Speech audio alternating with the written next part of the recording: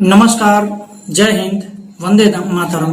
मैं हूं राजू सिंह और आप देखना शुरू कर चुके हैं नो पॉलिटिक्स। आज 2 अक्टूबर 2021 है और आप सबको पता ही है कि आज गांधी जयंती के रूप में मनाया जाता है।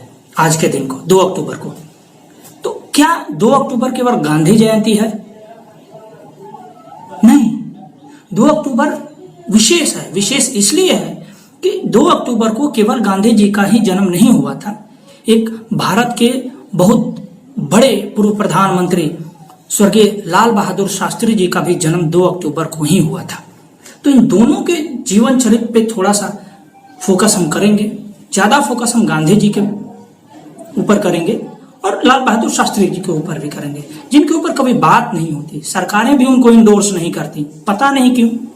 सरकारें भी सिर्फ गांधी जी के नाम पर ही सफाई अभियान, ये वो जो भी योजनाएं होती हैं गांधी जी के नाम पे आती हैं, लेकिन लाल बहादुर शास्त्री जी के ऊपर कभी कोई बात नहीं करती। कोई भी सरकारें उतनी बात नहीं करती, लेकिन हम आज बात करेंगे दोनों पे। तो आइए सबसे पहले शुरू करते हैं महात्मा गांधी जी के जीवन चरित्र के ऊपर। थोड़ा सा ये मैं दोनों तरफ की बात करूंगा, ये नहीं कि उनकी कमियां क्या रही, केवल कमियों को गिनाना, और उनकी अच्छाइयां क्या रही, केवल अच्छाइयों को गिनाना। ये मैं दोनों तरफ से बात करूंगा। और मैं कुछ महत्वपूर्ण किताब को कोट करना चाहूंगा अपने। ये भारत विभाजन, आप ये किताब देख सकते हैं, सरदार वल्लभ पटेल का है, सरदार वल्लभ भाई पटेल, भारत विभाजन। और एक मैं किताब कोट करना चाहूंगा जिसको कोई झुठला नहीं सकता, वो पाकिस्तान अथवा भारत का विभाजन है, डॉक्टर B.R. अम्बेडकर द्वारा लिखा हुआ किताब है। मैं ये कहूंगा कि सभी व्यक्ति को, सभी भारतीयों को ये किताब जरूर पढ़ना चाहिए। आइए जैसे तो हम शुरू करते हैं। सबसे पहले, जैसा कि आप सबको पता है कि 2 अक्टूबर 1869 को महात्मा गांधी जी का जन्म हुआ था पोरबंदर में। उसके बाद उनकी जो पढ़ाई लिखाई जो थी वो अल्फ्रेड हाई स्कूल राजकोट में हुआ। उसके बाद यूनिवर्सिटी लंदन चले गए। उस समय जो वकालत हुआ करते थे, जो बैरिस्ट्री होते थे, वो कमाई का महत्वपूर्ण ये था। जो पढ़े लिखे होते थे वो बैरिस्ट्री करते थे और वकालत करते थे। और चूंकि यहाँ पे अंग्रेजों का शासन था, उन्हीं का कानून चलता था, तो उनके कानून के बारे में स्टडी करने के लिए आपको मैक्सिमम लोग लंदन जाया करते थे। गांधी जी भी लंदन गए। लंदन जाने के बाद वहां से अफ्रीका, जब बैरिस्ट्री उनका खत्म हो गया तो अफ्रीका में उनको बुलावा आया एक केस के सिलसिले में।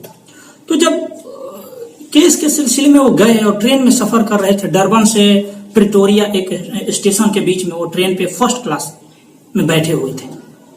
तो उस समय वो गांधी जी बड़े बड़े घर के थे, कमजोर परिवार से नहीं थे, सुखी संपन्न घर से थे।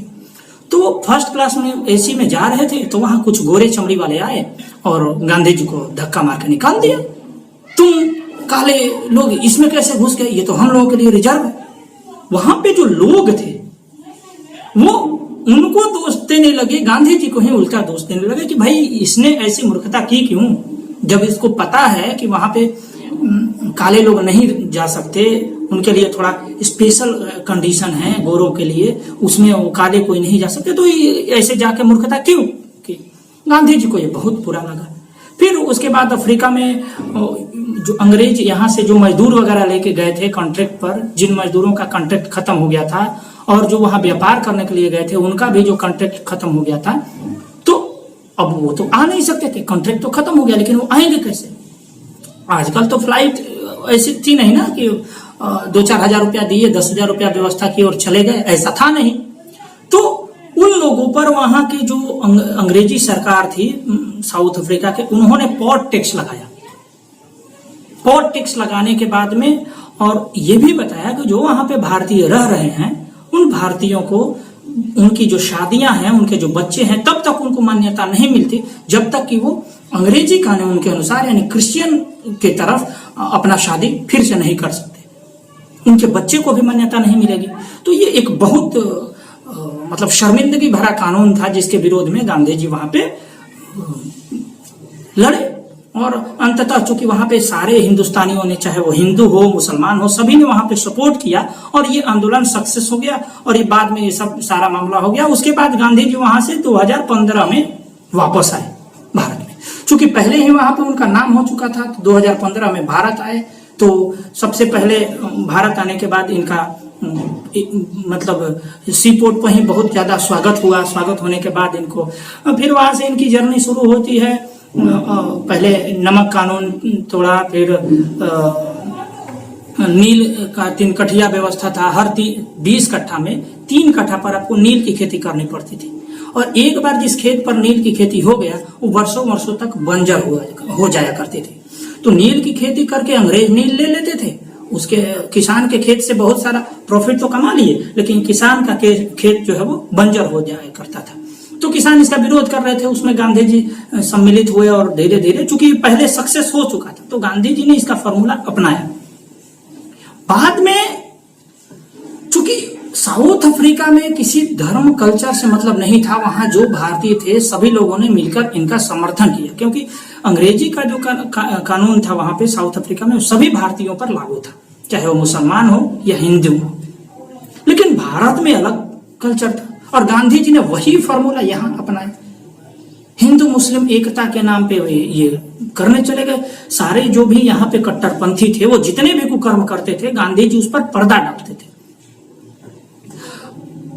बाकी सारी बातों पर हम बाद में कभी चर्चा करेंगे, लेकिन मोपला पर थोड़ा सा चर्चा यहाँ जरूरी है। मोपला जो विद्रोह हुआ था और इनका जो खिलाफत आंदोलन करके, खिलाफत का मतलब है खिलाफत करना, किसी का खिलाफ। उस समय सरकार थी अंग्रेजों की सरकार थी और यहाँ के जो कुछ कट्टरपंथी थे वो बाहरी विदेशियों को, विदेशी मुस्लिम कंट्रीज को न्योता दिए थे कि आके तुम भारत पर अटैक करो, अटैक करके और यहाँ पर इस्लामी सत्ता स्थापित करो। और कांग्रेस उसका समर्थन कर रहे थे, इसमें गांधी जी अग्रणी नेता थे। तो आपको मैं कोट करना चाहूंगा, ये पाकिस्तान अथवा भारत का विभाजन जो बुक है B.R. अम्बेडकर साहब का, इसका पेज नंबर 162 आपको कोट करूंगा। 162 पे ये जो विदेशी आक्रांताओं को, जो अफगानिस्तान के अमीर को यहाँ के कट्टर मुसलमानों ने जो न्योता दिया था यहाँ पर आकर हमला करने के लिए, उसको गांधी जी ने इंडोर्स किया था, उसका सपोर्ट किया था। सपोर्ट में गांधी जी ने क्या किया था, ये B.R. अम्बेडकर लिखते हैं पेज नंबर 162 पर। ये किताब आप जरूर पढ़िएगा। 162 पर लिखते हैं कि गांधी जी ने न केवल अमीर को यह सलाह दी कि वे अंग्रेजी सरकार से किसी किस्म की संधि न करें, बल्कि यह भी घोषणा की कि अफगानिस्तान का अमीर ब्रिटिश सरकार के विरुद्ध युद्ध करता है तो एक तरह से मैं उसका समर्थन करता हूं। जी हां, मैं उसका समर्थन करता हूं। दूसरे शब्दों में, मैं अपने देशवासियों का खुल्लम खुल्ला यह बताऊंगा कि जो राष्ट्र का विश्वास खो चुकी है उसे सत्ता में रहने का कोई अधिकार नहीं है। तो गांधी जी ने ये इंडोर्स किया। उसी के आड़ में जो अली मुस्लियार और उसके कुछ समर्थकों के जो ग्रुप था, उसने केरल में के मालाबार एरिया में अपना एक सेना बनाना शुरू कर दिया, खिलाफत सेना के नाम से। उस सेना में जो आर्मी में उस समय जो कुछ मुसलमान थे उनको शामिल किया गया। बजाते वो हथियार बंद थे। स्पेशल तरह के चाकू बना के हजारों की संख्या में मुस्लिम लोगों के बीच में वितरित किया गया, बांटा गया। और तब अली मुस्लियार ने वहां पे घोषणा की कि अब खिलाफत जंग कर दिया जाए, और जंग किया गया। और इस बारे में मैं विशेष कभी आप लोग कमेंट करिएगा तो एक एपिसोड बनाऊंगा। आप विश्वास नहीं करिएगा क्या हुआ था। आप सोच नहीं सकते कि ऐसा भी कभी हो सकता है, लेकिन ऐसा हुआ था। 10-20 हजार लोगों का गर्दन काट दिया गया कुछ ही दिनों में, खिलाफत आंदोलन के नेतृत्व में। और गांधी जी उसके हेड थे। गांधी जी ने उसको सपोर्ट किया था, इंडोर्स किया था। एक सभा में जो ऐसा घटना हुआ तो उस सभा में जो कुछ लोग आए कि भाई एक निंदा प्रस्ताव पारित किया जाए। कांग्रेस की सभा में निंदा प्रस्ताव भी नहीं पारित किया। जो खासकर पढ़े लिखे जो मुसलमान थे उन्होंने भी। इससे पहले की घटना, जब सहजानंद सरस्वती जो हुआ करते थे उस समय, तो सहजानंद सरस्वती ने भी गांधी जी को एक बताया था, गांधी जी के बारे में एक अपने जो लिबरेटर उनका एक लेख छपता था, साप्ताहिक पत्रिका, उस लिबरेटर में लिखा था गांधी जी के बारे में कि स्वामी जी ने जुलाई 1926 के अंक में लिखा, क्या लिखा कि एक स्वामी जी कह रहे हैं, स्वामी श्रद्धानंद जी, एक और महत्वपूर्ण तथ्य की ओर मैं गांधी जी का ध्यान आकृष्ट करना चाहता हूं। एक रात हम दोनों नागपुर में इकट्ठे खिलाफत कॉन्फ्रेंस में गए हुए थे। इस मौके पर मौलानाओं ने कुरान की आयतें पढ़ी जिसमें बार बार जिहाद और काफिरों को मारने का आदेश दिया हुआ था।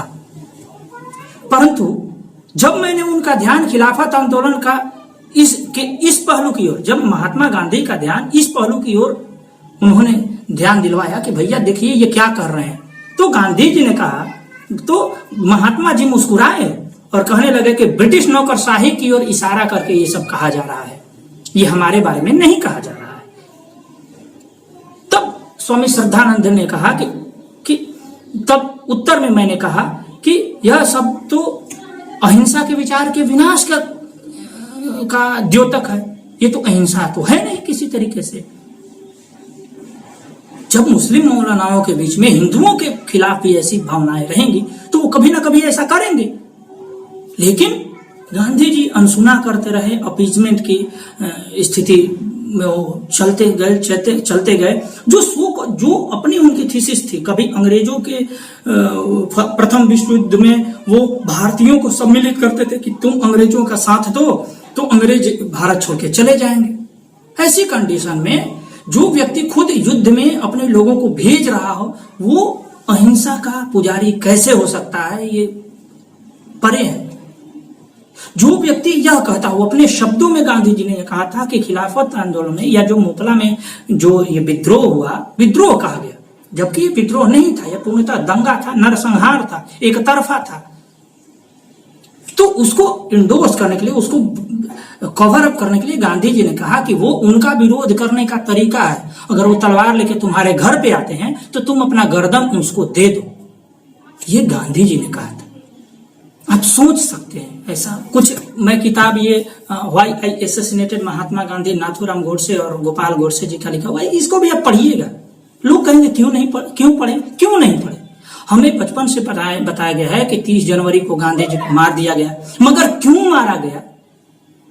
अगर किसी बच्चे को बताया कि वो प्रार्थना सभा में जा रहे हैं और उनको कोई गोली मार दिया तो दिमाग में बहुत गलत चित्र बनता है, ऐसा लगता है झाड़ी से छुप के किसी ने मार दिया होगा। नहीं, इसके पीछे बहुत की पृष्ठभूमि है, हमें पढ़ना चाहिए। क्यों पढ़ना चाहिए? क्योंकि इसको कोर्ट ने सुना है। जो कोर्ट ने सुना है, इनको जब नाथूराम गोडसे को कोर्ट ने सुन लिया तो फिर हम क्यों नहीं सुने? 15 नवंबर 1949 से नाथूराम गोडसे का बयान शुरू होता है कोर्ट में, और ये बहुत बड़ा बयान है, 7-8 दिन तक उन्होंने कोर्ट में दिया था, उसी का लिखित बयान है, इसको पढ़िएगा। और मैं मानो, मेरी छोड़िए, डीजी खोसला ने जो उस समय के इस जो हियरिंग हो रही थी नाथू मर्डर केस की, उस हियरिंग के जजों में से एक थे, 3 बेंच के जज थे, उसमें डीजी खोसला थे। यही डीजी खोसला जो सुभाष चंद्र बोस के मिस्टीरियस जो डेथ, पता नहीं डेथ हुआ था या नहीं हुआ था, वो एस्केप हुए थे, उस पर बाद में कभी चर्चा करेंगे। उसके जांच कमीशन के भी अध्यक्ष थे एक बार।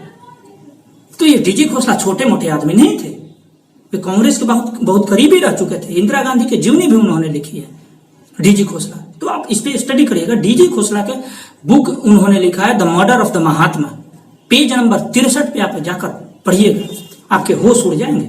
उस पेज नंबर 63 पे डीजी खोसला ने ये लिखा है कि the audience was visibly and audibly moved, there was a deep silence, he ceased speaking. जब उन्होंने बोलना बंद कर दिया तो एक डीप साइलेंस आ गया। ठीक है।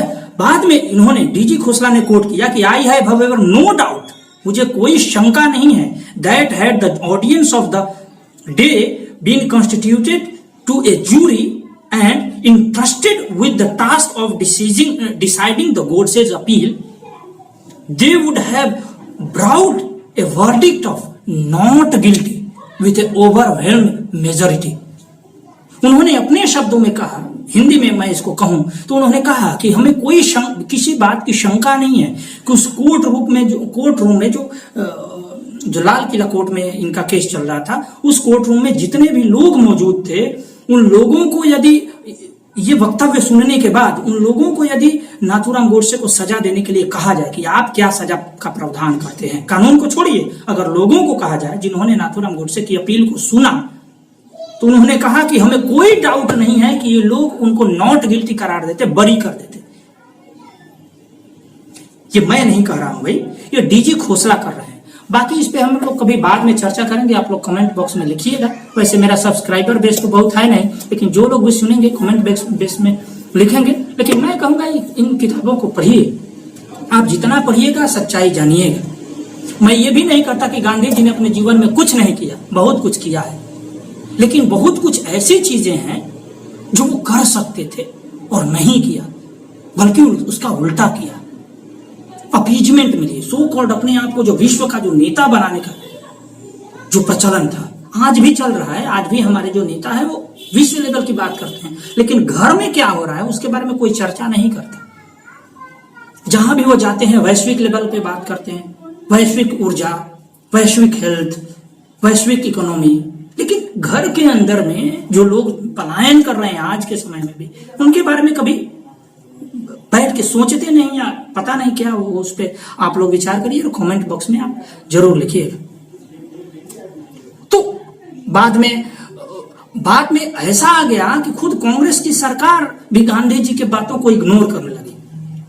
आपको पता होगा 55 करोड़ रुपया देने के लिए तय हुआ था। जब भारत और पाकिस्तान कोई भी घर बंटता है तो होता है कि भाई जिसके पास अधिक ये है रह गया है, वो पहले से बड़ा रह गया है, तो वो कुछ पैसा देके उसको बराबरी किया जाएगा। तो 55 करोड़ रुपया 1948 में, मतलब 1947 में जब बंटवारा हुआ था, उस समय तय हुआ था कि 55 करोड़ रुपया गांधी जी मतलब पाकिस्तान को दिया जाएगा कंपेंसेशन के रूप में। तो क्या हुआ कि बंटवारा होते ही जम्मू कश्मीर पर पाकिस्तान की गलत नजर पड़ गई। वो जम्मू कश्मीर पर अपना जो इंक्रोचमेंट शुरू कर दिया। राजा हरि सिंह शुरू में सोच रहे थे कि हम एक अलग प्रोविंस बना के रखेंगे, बीच में पाकिस्तान और भारत के बीच में हम एक अलग रहेंगे, लेकिन ऐसा हुआ नहीं। पाकिस्तान ने इंक्रोचमेंट शुरू कर दिया, तो भागे भागे ये इधर आए राजा हरि सिंह, और ये सब कहानी आप लोग जानते होंगे। उस कंडीशन में 55 करोड़ रुपया देना था। जब ये सारी घटनाएं हो रही थी तो मैं कोट करूंगा 12 जनवरी को सरदार वल्लभ भाई पटेल के शब्दों में। 12 जनवरी 1948 को सरदार वल्लभ भाई पटेल ने अपना एक प्रेस कॉन्फ्रेंस किया था। उस प्रेस कॉन्फ्रेंस में सरदार वल्लभ भाई पटेल ने कहा था कि जब आग लगती है तो आग को बुझाने के 2 कारण है। मैं हिंदी में बता रहा हूं, ये इस किताब में आपको मिल जाएगा। पटेल का जो हूबहू कोट है वो इंग्लिश में है, हालांकि मैं हिंदी में बता रहा हूं। उन्होंने कहा था कि अगर आग लगती है तो आग बुझाने के 2 कारण हैं, 2 तरीके हैं। पहला कि उस पर पानी डाल दो, और दूसरा कि उसके जो सप्लाई का जो एलिमेंट्स है, जो घास फूस है, जो उस आग को हवा देता है, सप्लाई बंद कर दो। तो पानी डालने के काम हमारे सेना कर रही है और सप्लाई हम बंद कर देंगे, मतलब 55 करोड़ रुपया अब हम देने वाले नहीं है। उसी शाम को 12 जनवरी 1948 के दिन ही जब गांधी जी शाम को प्रार्थना सभा में जाते थे, बिरला हाउस उनका रहने का उस समय का आशियाना हुआ करता था दिल्ली में, बिरला हाउस। उसी बिरला हाउस में रहते थे और प्रार्थना सभा में जाते थे अक्षरधाम को, माफ करिएगा, दिल्ली में। तो जब प्रार्थना सभा करने जाते थे तो पत्रकार भी साथे साथे चलते थे। समझते हैं बहुत बड़े नेता हो गए थे, तो पत्रकार साथ। उन्होंने पूछा कि सरदार पटेल ने प्रेस कॉन्फ्रेंस में ये घोषणा की है कि पाकिस्तान को 55 करोड़ रुपया नहीं दिया जाएगा जब तक जम्मू कश्मीर वाला मामला सेटल नहीं होता, वो अपना इंक्रोचमेंट बंद नहीं करता। गांधी जी ने पता है क्या किया कि 55 करोड़ रुपया अभी दो, तत्काल दो। आपको अंदाजा नहीं होगा कि गांधी जी ने इतना प्रेशराइज किया कि नहीं दोगे तो हम भूख हड़ताल पर बैठ जाएंगे। किसके लिए प्रेशराइज किया? पाकिस्तान को रुपया दो, जल्दी दो। और सबको पता था कि पाकिस्तान उस रुपया को लेकर के हथियार खरीद के और जम्मू कश्मीर में टेररिज्म और इंक्रोचमेंट बढ़ाएगा। वो सबको पता था, सरदार पटेल को भी पता था। लेकिन गांधी जी ने ऐसा किया ही नहीं। 12 तारीख के बाद 13 तारीख को वो भूख हड़ताल पर बैठ गए। सभी लोग बारी बारी से जाते रहे मनाने के लिए, लेकिन गांधी जी माने नहीं। और अंततः सरकार को 17 जनवरी 1948 को अपना ये जो है स्टे का, जो रुपया देने का जो स्टे था, वो वापस देना पड़ा और वो रुपया पाकिस्तान को वापस देना पड़ा। और उसके बाद क्या हुआ आपको सबको पता है कि आधा जम्मू एंड कश्मीर आज भी पाकिस्तान के कब्जे में है। तो ये सारी परिस्थितियां रही उस समय गांधी जी के डेथ के ऊपर। खैर आप सोच रहे होंगे कि हमने गांधी जी के डेथ के ऊपर तो ये एपिसोड नहीं किया है। नहीं, मैंने उनका लबो लुबाब बताया कि जो शुरू के जो उनके आंदोलन थे वो कुछ लगा कि सक्सेस होगा, लेकिन कोई भी आंदोलन सक्सेस नहीं हुआ। कोई भी आंदोलन नहीं, नॉट इवन भारत छोड़ो आंदोलन। उस समय की तत्कालिक कारणों पर अंग्रेज क्यों गए, इस पे तत्कालिक कारणों पर आप डिस्कशन करें तो सुभाष चंद्र बोस का सबसे पहले नाम आएगा, क्योंकि अंग्रेजों ने स्वीकार किया है कि हमने सुभाष चंद्र बोस के कारण से भारत छोड़ा है। इसमें कोई शक नहीं है। लेकिन ठीक है, उसमें ऐसा नहीं है कि गांधी जी का योगदान नहीं है, बहुत बड़ा योगदान रहा भी है, ठीक है। लेकिन उनके जो बाद में इनके जो कारनामे थे वो कुछ अजीब तरह के होने लगे। इवन उनके अपने चेले जो उस समय की तत्कालिक परिस्थिति के बारे में मैं बताना चाहूंगा कि उस समय क्या चल रहा था भारत में। तो उन समय के उनके अपने जो चेले जो सरदार पटेल थे, वो सरदार पटेल भी काफी नाखुश रहते थे, ऐसा ऐसा काम करते थे। क्या कहा जाए, उस समय के ये परिस्थितियां थी। सरदार पटेल अपनी इस किताब में लिखते हैं कि उस समय की एक परिस्थिति का आकलन सरदार पटेल ने कहा। सरदार पटेल ने कहा कि यदि दंगे, समझिए कि क्या क्या स्थिति थी। हम लोगों को पढ़ाया जाता है कि सारा कुछ शांति से हो गया, लेकिन 21-22 लाख लोग भी मारे गए हैं पूरे इसमें एपिसोड में। तो अब ये सारे गांधी जी की वजह से ही हुआ। इसमें गांधी जी का एक बहुत बड़ा रोल रहा है। सरदार पटेल ने कहा कि यदि दंगे व्यापक रूप से जारी रहते हैं तो सरकार के लिए यह कठिन होगा कि हर जगह पुलिस का सुरक्षा उपलब्ध करवाया जाए। लोगों को गुंडों के चाकुओं से स्वयं की रक्षा खुद करनी चाहिए। उन्हें अपनी रक्षा के लिए संगठित होना चाहिए। ये सरदार पटेल कह रहे हैं, हम नहीं कह रहे। यदि आप यह विश्वास करते हैं कि ऐसे तनाव के समय में पुलिस आपकी सुरक्षा करेगी तो आपको आघात मिलते रहेंगे। जब आप स्वतंत्रता के सैनिक नहीं बन जाते और प्रभावी ढंग से अपनी सुरक्षा की कोशिश नहीं करते, तब ऐसी परिस्थितियों से बचाव का कोई रास्ता नहीं निकल सकता। ये पेज नंबर है 167, किताब है भारत विभाजन, सरदार पटेल। ये सारी ऑथेंटिक सोर्सेस हैं जहां से मैंने कोट किया। तो इस समय ये परिस्थितियां थी और एक तरफ गांधी जी ये कह रहे थे कि नहीं, हिंदू मुस्लिम एकता बनाए रखो। किस बल पे? कहते थे कि यदि कोई तलवार लेके तुम्हारे घर पे हमला करता है तो अपनी गर्दन दे दो, कट जाओ। जी हाँ, 1946 में बंगाल में नोआखली और तिपेरी जगह है जो आज पड़ता है बांग्लादेश में, वहां पे डायरेक्ट एक्शन डे के नाम पे, जी हाँ, 15 अगस्त 1946 को ये हुआ था नोआखली घटना और तिपेरी घटना। इतने नरसंहार हुए, कोलकाता में भी हुआ था, इतने नरसंहार हुए कि आप कह नहीं सकते। और वहां का उस समय प्राइम मिनिस्टर हुआ करता था सोहरावर्दी खान। गांधी जी ने जाकर के सोहरावर्दी खान का पीठ सहलाया है, उसको बोले वाह बेटा बहुत अच्छा काम किया। बाद में जब इधर से रिटेलिएशन शुरू हुआ तो सोहरावर्दी खान लगा चिल्लाने, गांधी जी को बुला के इस मामले को शांत कराने का प्रयास किया। लेकिन बहुत सारे हिंदू, 25-30 हजार हिंदू मारे गए थे। गांधी जी ने आर्य समाज पर बैन लगाने की बात कही, बैन लगवाया कई जगहों में। तो आप सोचते होंगे कि ये सारे कुछ फैक्ट्स हैं जो पब्लिक डोमेन में हैं और हम लोग बात नहीं करते। पहले क्या था, गांधी जी पर बात करना जुर्म हो जाता था अपने आप में। उनकी कोई भी कमी बताना जुर्म हो जाता था, क्योंकि बहुत लोगों को पता ही नहीं था। लेकिन आज सोशल मीडिया का जमाना है, हम आपके पास बहुत सारी चीजें हैं, लेकिन हम कहेंगे कि ये किताब आप जरूर पढ़िए, सरदार पटेल और ये बी आर अम्बेडकर और ये सरदार पटेल। साथ में आपके पास समय हो तो वाई आई एसेसिनेटेड महात्मा गांधी नाथूराम गोडसे का भी पढ़िएगा। क्यों नहीं पढ़ेंगे भाई, पढ़ेंगे, क्यों नहीं पढ़ेंगे?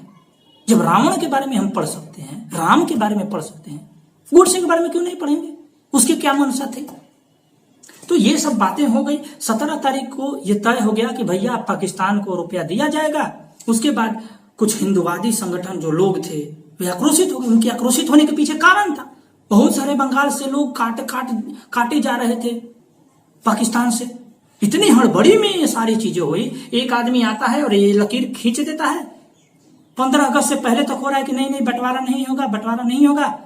एक के बार कह दिया जाता है कि हाँ बंटवारा होगा। मैंने थोड़ा दिन पहले 1-2 महीना के गैप में आपको करोड़ों लोगों को ट्रांसफर करना है इधर से उधर, कैसे संभव है? आप पहले से प्लानिंग क्यों नहीं किए? ये बात लिखा है बी आर अम्बेडकर साहब ने कि आपको पहले से प्लानिंग होनी चाहिए थी, आपको पहले से पता था, सबको पता था, लेकिन पर्दा डालने का, शांति का चूर्ण बेचते बेचते ये स्थिति हो गई। और अंततः 20 जनवरी को मदन लाल पाहवा और उसके दोस्तों ने जहां प्रार्थना सभा हो रही थी वहां पे बम फेंका, जहां प्रार्थना हो रही थी वहां से दूर बम फेंका।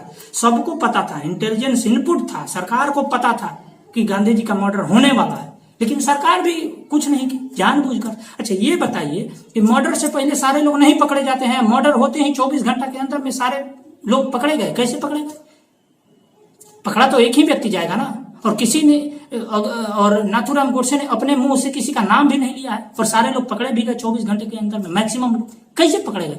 सरकार के पास इनपुट थी, लेकिन सरकार भी कहीं ना कहीं, हमें लगता है, ऐसा मेरा मानना है कि गांधी जी के जो ये थे उससे परेशान हो गए थे।